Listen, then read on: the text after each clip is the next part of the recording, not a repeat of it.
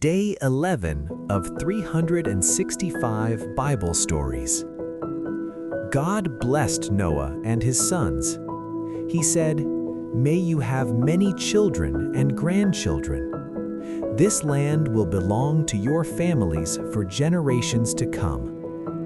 I saved you from the flood because you were faithful and obeyed my commands. Now I will make a promise that I will keep forever. I will never send another flood to destroy the earth again."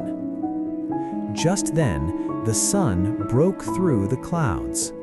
A beautiful rainbow full of bright colors appeared in the sky. God said, "The rainbow will be my sign to you that I always keep my promises. Every time you see a rainbow, remember that I am with you. I will never leave you again." Join me tomorrow as we continue this journey through the Bible.